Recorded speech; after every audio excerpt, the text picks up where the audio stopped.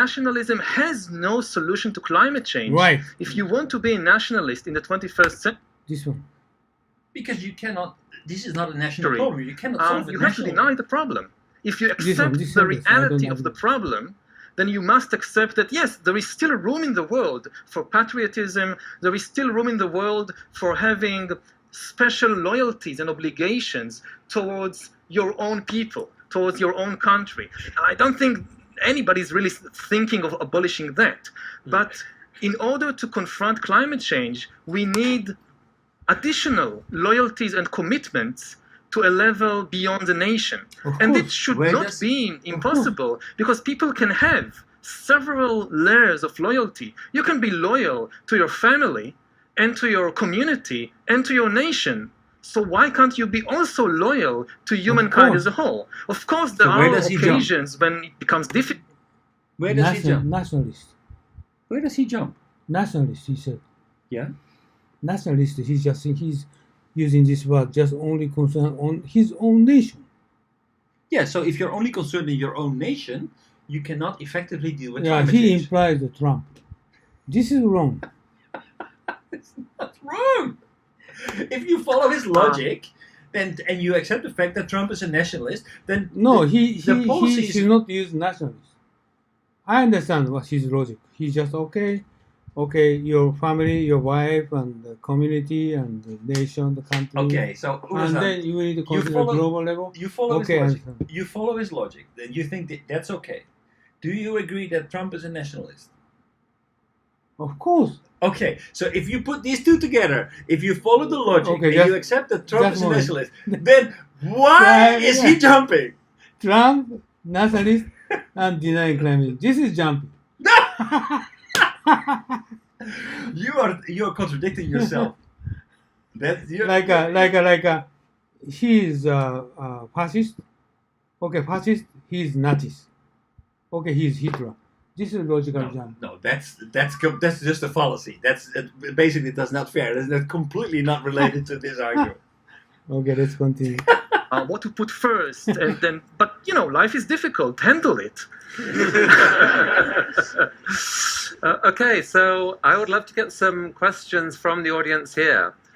We've got a microphone here. Speak into it, and Facebook, get them coming too. So one of the things that has clearly made a huge difference in this country and other countries is the income distribution inequality, the dramatic change in income distribution in the U.S. from what it was 50 years ago and around the world. Is there anything that we can do to affect that? Because that gets at a lot of the underlying causes. So far, I haven't heard a very good idea about what to do about it. Again, partly because most ideas remain on the national level and the problem is global. I mean, one idea that we hear quite a lot about now is universal basic income. But this is a problem. I mean, I think it's a good start, but it's a problematic idea because it's not clear what universal is and it's not clear what basic is. Most people, when they speak about universal basic income, they actually mean national basic income. But the problem is global. Let's say that you have AI and 3D printers taking away millions of jobs in Bangladesh of all the people who make my shirts and my shoes. So what's going to happen? The US government will levy taxes on Google and Apple in California and use that to pay basic income to unemployed Bangladeshis. If you believe that, you can just as well believe that Santa Claus will come and solve the problem. So unless we have really universal and not national basic income, the deep problems are not going to go away. And also, it's not clear what basic is. Because what are basic human needs? 1,000 years ago, just food and shelter is enough. But today people will say education is a basic human need. It should be part of the package. But how much? 6 years, 12 years, PhD. Similarly with healthcare. Let's say that in 20, 30, 40 years, you'll have expensive treatments that can extend human life to 120, I don't know. Would this be part of the basket of basic income or not? It's a very difficult problem because in a world when people lose their ability to be employed, the only thing they're going to get is this basic income. So what's part of it is a very, very difficult ethical question.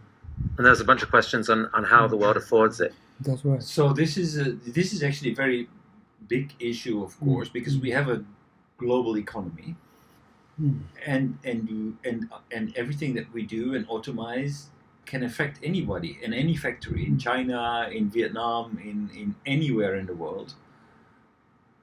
And how are we going to make sure that people who actually own this new technology, who have the patents to it, are going to compensate the people who lose somewhere in the world, people in a factory lose their jobs because of this technology, and how to redistribute it? I don't know.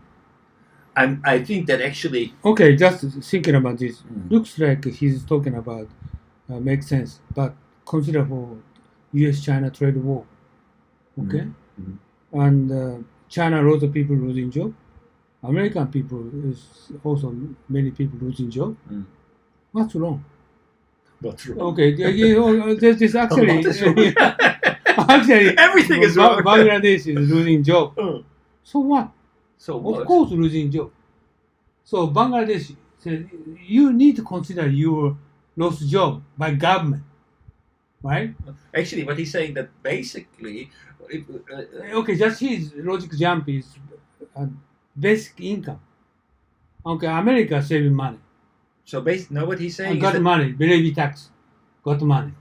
right. So if they come up with this new technology, then, And this money going distributed to Bangladesh, stupid. yeah. So that he says it's not going to It's happen, stupid, right? It's not going to happen. Yeah. Yeah. So this is his example is so what? So what, Janai? No, Oh, Janai. Janai, Janai. what do you mean? I mean, basically, what he's saying is that actually, so this is a global problem, right? And he says, okay, well, a global problem. One of these global problems is that what we see that because we have a global economy and we have national national governments. So the issue here is that what we have is with the lack of global governance, we cannot, for example, Wait a deal minute, what with is the lack a big of problem. global governance? A lack of global governance. So basically, what he's saying is that Takahashi-san, Huh? maybe he was disconnected. Yes, ma'am.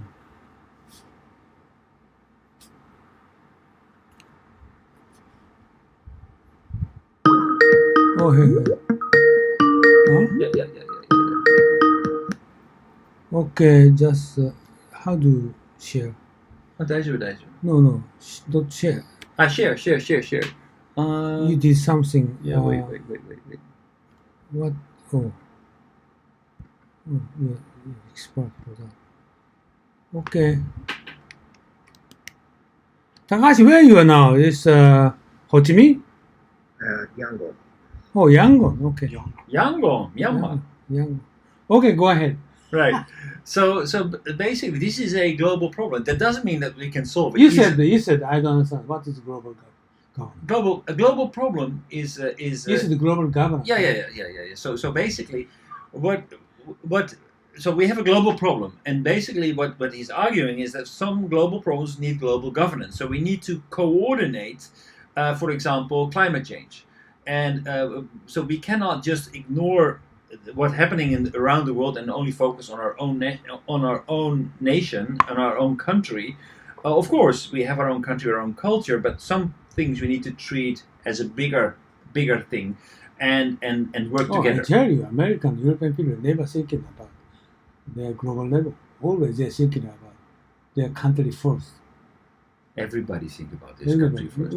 Not except Japan. No, everybody thinks. Japan is Everybody no, thinks their country first. Japan is the more type of honest and contributive type of Oh my people. god! Oh my god! Oh really? No. Japan is They're not thinking about Africa. altruistic. No. Africa, European people, colonialism, secret invasion. Things are heating up here, Takaisa. Edward today he much sticking to globalization. Okay, so globalization, and he's thinking about each country more consider for the globalized instead of nationalized, but every country nationalized except Japan. Japan is, But this kind of discussion, Huh? we usually had chance or opportunity to hear or discuss about these topics. Then the speaker is likely addressing this is the issue. This is a global issue. We have to tackle with global perspective. yes. Then the concept is the concept of solution is to make it globalized. But We need to work together. actually he couldn't make clear answer for the question. So what if we have the US has Apple and some other the giant getting the huge the revenue, then is it going to have to be redistributed? But he couldn't answer. No, of course, but So he's not. it's like the minimum standard on the global level. So does it mean the revenue gained by Apple is going to be redistributed to the person in Bangladesh who is working for their industry, just making the low level of the workforce? Right. Then he said that's difficult. Yeah. So It's not going to happen. it sounds like he's a good analyst, but Hmm. the analyst couldn't provide the solution. Yeah, no, absolutely, and that's what he's doing, because he's a writer. He signals problems, and who's he? he's calling the guy on the right here. He's calling for us to think. In order to come up with solutions, we cannot withdraw ourselves within our national borders. We need to discuss as a world community how we are solving these global problems. So what we are seeing at the moment is our politicians are getting more and more focused on their national interests. But certain problems, certain bigger things, we cannot tackle by just having the discussion internally. We need to work together.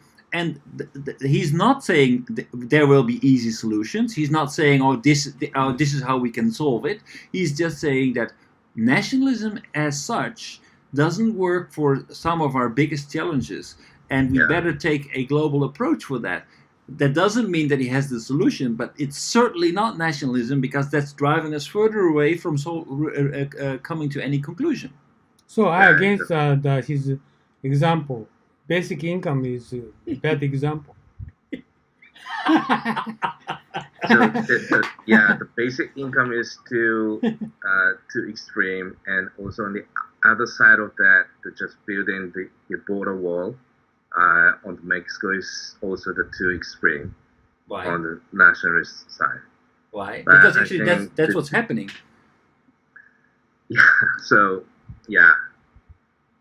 we have to find Better somewhere in the middle. Right. Then where we can say nationalist is not 100% representing nationalism. So nationalists could have 10% or 20% based on the globalism. Right. They're mainly following the nationalism. Right. This is, to me, the better understanding of what Wilson said. Right. The So logical jump, and to find somewhere to settle the nationalism and, for example, the climate change. Nationalism is not 100% representing the nationalism.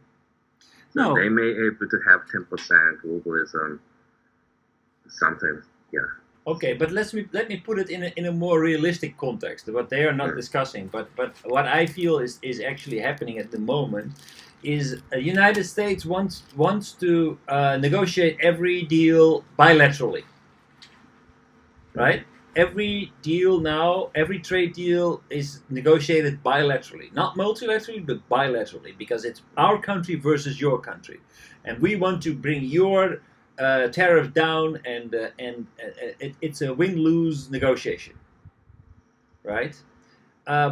This kind of approach, this kind of us versus you, this kind of attitude is not going to help you in solving global problems. Of course. That requires a multilateral, a multinational approach, not a bilateral approach.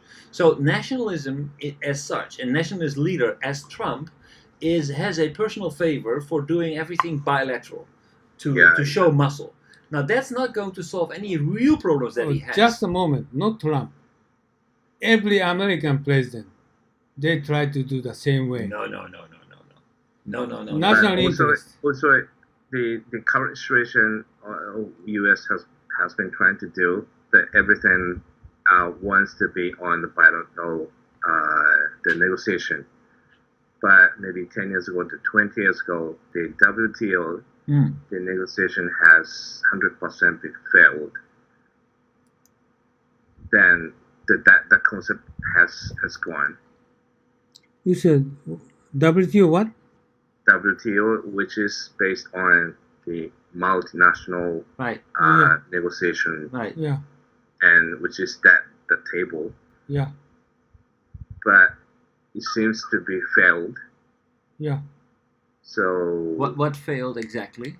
Just no something wrong. influence, no progress has been made No. through this the multinationalist negotiation table. He's talking What do you- Uruguay round. Uruguay round. To agree on climate change, you mean? Not climate change, not WTO. WTO is like the trade agreement. Right. Trade agreement. But I don't see. Okay, so it is difficult to get a multilateral agreement. I 100% agree. But we have lots of multilateral agreements. The EU is a multilateral agreement. The NAFTA is a multilateral agreement. We were going to have a Asia Pacific multilateral agreement. That's. And Obama was 100% behind it. It's Trump who basically pulled the plug on it. So okay, it is hard. It is more difficult, but certain problems are difficult to tackle. If we take world trade, that is not easy to do, and we need to make compromises, and it will not always get the best individual result, but collectively. We can get better results, but now the United States tries to play it as a win-lose game, where they are trying to leverage their economic power and try to intimidate the other side in making concessions, in making the United States